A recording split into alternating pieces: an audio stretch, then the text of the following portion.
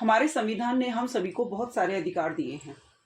अगर हम सबको उन अधिकारों के बारे में पता होगा तो आजकल जो हम अपने आसपास देख रहे हैं कि फॉल्स मुकदमा हो गया, फॉल्स एफआईआर हो गई, हमारी किसी ने फॉल्स कंप्लेंट दे दी और अब पुलिस हमारे घर में आ गई है और हमें परेशान कर रही है,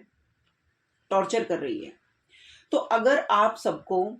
इन अधिकारों की जानकारी प्रॉपरली होगी, सही तरीके से होगी, जो मैं अभी बताने वाली हूं, तो पुलिस आपको परेशान करना तो दूर, आपको हाथ भी नहीं लगा सकती। मारपीट तो बहुत दूर की बात है।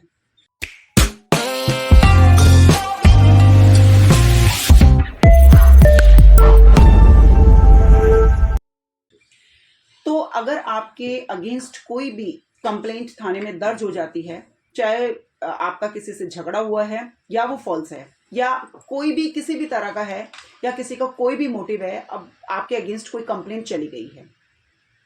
तो पुलिस ऑफिसर्स आपको सबसे पहले उसकी सूचना देंगे, आपको बुलाएंगे थाने में। तो जब आपको पुलिस ऑफिसर्स बुलाते हैं थाने में,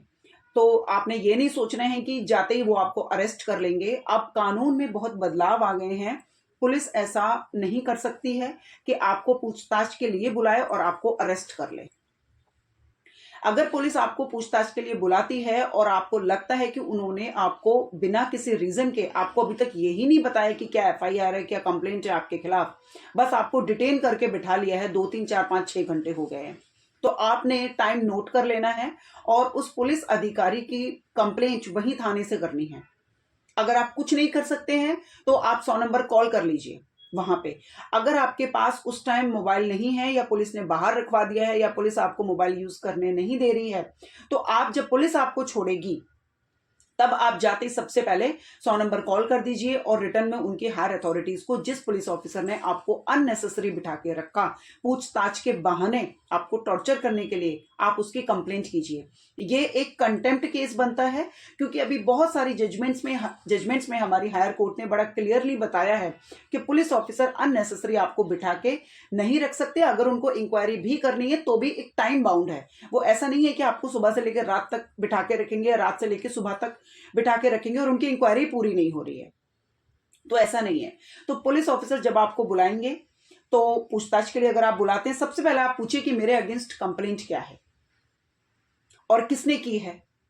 और या एफआईआर है तो आप पूछिए जी किस अपराध में आपने मुझे बुलाया है। अगर वो आपको बताते हैं कि आपके अगेंस्ट ये कंप्लेंट है या ये एफआईआर है, तो आप उनको बोलें कि आप हमें डिटेल से बताइए, सो दैट हम अपना इसमें रिप्लाई दे सकें। उस दिन आप उसकी जानकारी लेके आइए कि सर आप मुझे बताइए कि मेरे अगेंस्ट क्या कंप्लेंट है। अगर वो कंप्लेंट आपको लगती है झूठी है, मोटिवेटेड है, किसी पड़ोसी ने की है, किसी लड़की ने की है या आपकी वाइफ ने की है या किसी रिलेटिव ने की है,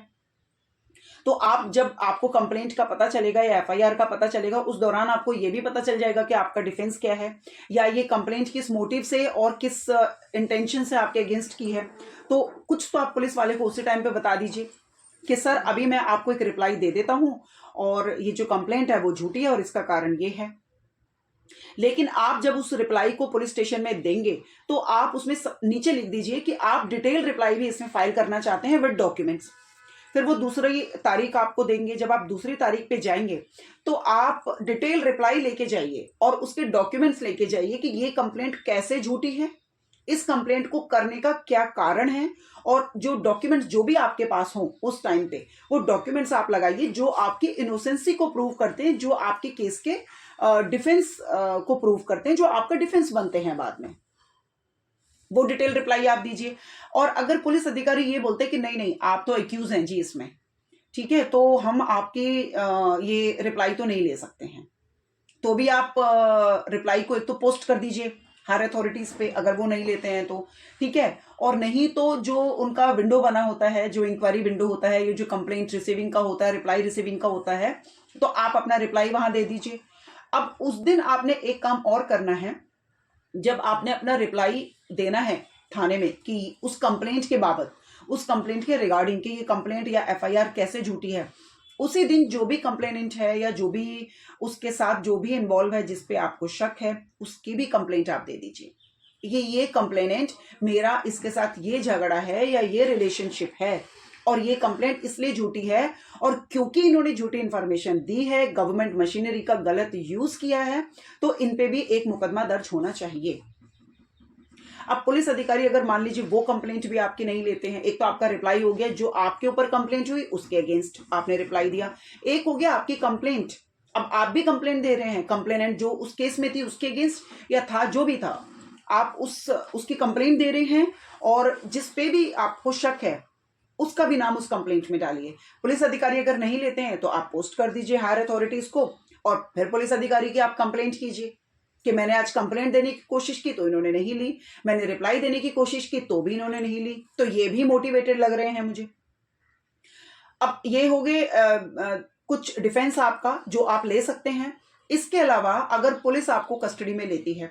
तो पुलिस 24 घंटे से ज्यादा आपको कस्टडी में नहीं रख सकती है और आपके साथ मारपीट तो बिल्कुल भी नहीं कर सकती है। अगर पुलिस आपके साथ इस तरह की मारपीट करती है या आपको टॉर्चर करती है या किसी बात को आपको कन्फेस कराने के लिए मारपीट की जाती है कि आप ये मानिए आपने ये अपराध किया है, तो आपने ऐसे पुलिस अधिकारी की कंप्लेंट जब वो आपको एमएम के सामने, मजिस्ट्रेट के सामने पेश करेंगे, क्योंकि 24 घंटे से ज्यादा वो आपको बिठा नहीं सकते, आपने रिटर्न में उनकी कंप्लेंट देनी है। और अगर उस टाइम आप रिटर्न देने की स्थिति में नहीं है तो मजिस्ट्रेट साहब जिनके सामने आपको पेश किया जा रहा है, आप उनको बताएंगे कि इन्होंने मुझे इलीगली डिटेन करके रखा है, मेरे साथ मारपीट की है, ये अपराध को मुझे कन्फेस करने के लिए बोल रहे हैं या मुझे खाना भी नहीं दिया। आपके साथ किस किस तरह का टॉर्चर हुआ वो सारा आप उनको बताएंगे।